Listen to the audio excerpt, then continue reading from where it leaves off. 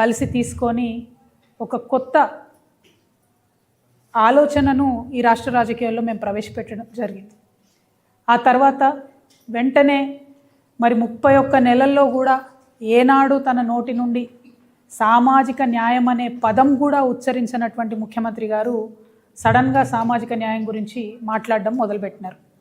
మేము ఏదైతే అనివార్యతను క్రియేట్ చేస్తామని చెప్పామో, మేము సంధించినటువంటి ప్రశ్నలతోని, మా ఆలోచనతోని అధికారంలో ఉన్నటువంటి పార్టీ దిగి వచ్చి వాళ్ళ సామాజిక న్యాయం గురించి మాట్లాడే పరిస్థితి వచ్చింది. అయితే ప్రజలు దయచేసి ముఖ్యమంత్రి గారిని నమ్మొద్దు. ఎందుకంటే సామాజిక అన్యాయం అనబోయి ముఖ్యమంత్రి గారు సామాజిక న్యాయం అన్నారని నేను బలంగా నమ్ముతున్నాను. పాపం ఆయన ఒక్క పదం తేడా వేసిండు అన్నట్టు. సామాజిక అన్యాయం చేస్తున్నారు రేవంత్ రెడ్డి గారు. ఎందుకంటే వారు నేను ఇవాళ సూటిగా ప్రశ్నిస్తూ ఉన్నా, ఎక్కడుంది మీ సామాజిక న్యాయం మంత్రివర్గంలో? 16 మంది మంత్రులు ఉంటే 3 బీసీలు ఉన్నారు. మరి 56% మంది బీసీలు ఉన్నారు ఈ రాష్ట్రంలో మీరు చెప్పిన లెక్కల ప్రకారమే. ఓకే, పోనీ మా దగ్గర 7 బీసీ ఎమ్మెల్యేలు ఉన్నారు, అందరికి మంత్రి పదవులు ఇవ్వలేము అంటారా? మరి ఎస్సీ ఎస్టీలు బాగా గెలిచారు కదా మీ దగ్గర, ఎవరు కేపబుల్ పర్సన్స్ లేరా?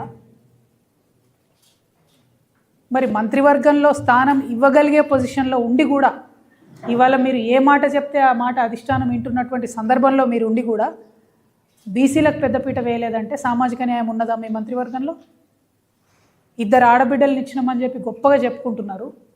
మరి విజయశాంతి గారు లాంటి ఉద్యమకారురాలని పక్కన పెట్టి మంత్రివర్గంలో ఆమెకు స్థానం ఇవ్వకుండా ఎమ్మెల్సీని చేసి ఆమెను సైలెంట్ చేసి మరి మహిళలకు ఇచ్చినామంటున్నాను. 33% అవుతుందా? అది కనీసం 33%? 2 పీపుల్ అంటే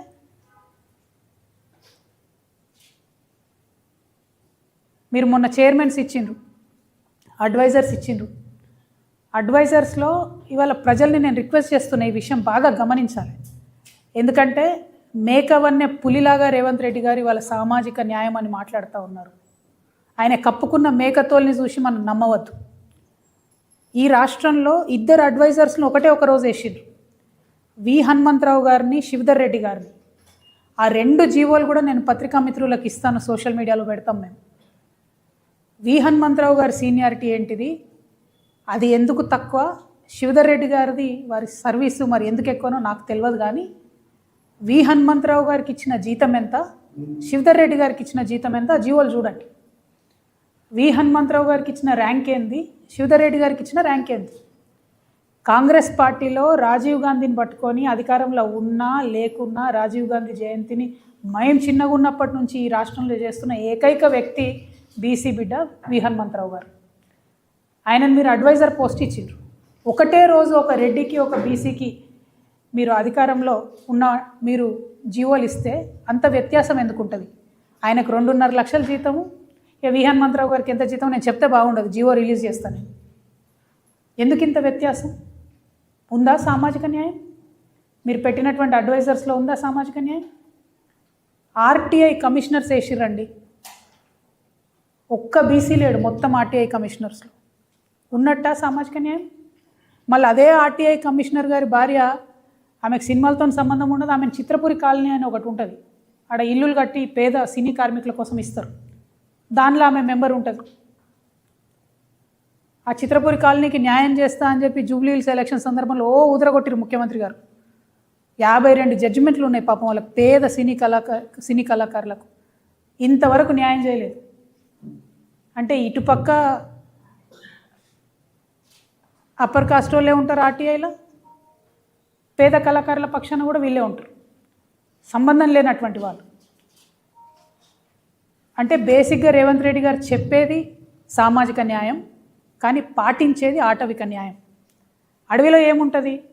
ఎవరు బలవంతమైన జంతువు ఉంటే, ఎవరికి బాగా బలమున్న జంతువు ఉంటే మిగతా వీక్గున్న జంతువుల్ని కొట్టి చంపేసి తినేస్తుంది. కానీ అట్లా ఉండకూడదు. మనం మనుషులము, మనకు బుద్ధి ఉంది, జ్ఞానం ఉంది, ప్రతి ఒక్కరు సమానంగా ఉండాలని చెప్పి ప్రపంచవ్యాప్తంగా చర్చ జరిగి ప్రజాస్వామ్యం పుట్టి అందరికీ ఒకే విలువ అని చెప్పి ఇవాళ మనం ఒక సొసైటీగా బతుకుతూ ఉన్నాం. మరి ఈ సొసైటీలో అందరం ఈక్వల్ అని చెప్పాలి కదా, దానికి సంబంధించిన స్టెప్స్ తీసుకోవాలి కదా గవర్నమెంట్. తీసుకోకుండా మాదే సామాజిక న్యాయం మాట్లాడితే కాదు, చేయాలి, చేతలలో చూపించాలి, చేతలలో చేసేటటువంటి పొజిషన్లు ఇవాళ రేవంత్ రెడ్డి గారు ఉన్నారు కాబట్టి మేము చాలా బలంగా అడుగుతూ ఉన్నాం. ఇంకొక గమ్మత్ ఏంటంటే ఈయన సామాజిక న్యాయం గురించి మాట్లాడతారు. అంతకుముందు బీసీలకు 20,000 కోట్లు ఇస్తామని చెప్పిండ్రు సంవత్సరానికి. నేను స్ట్రేట్గా అడుగుతా ఉన్నా, నంబర్స్తో సహా అడుగుతా ఉన్నా.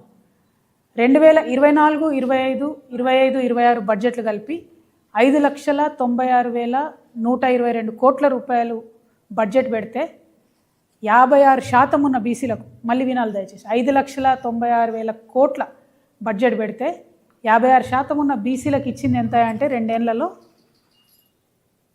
ఇంత, 1% కూడా ఇవ్వలే కనీసం బడ్జెట్. ఇది ఖర్చు పెట్టిన బడ్జెట్ నేను చెప్తున్నా. 5,500 కోట్ల రూపాయలు ఖర్చు పెట్టిరు 2 ఏళ్లలో, దాదాపు 6 లక్షల కోట్ల బడ్జెట్లో. బీసీల జనాభా ఉన్నదెంత, బీసీలకు ఇచ్చింది ఎంత?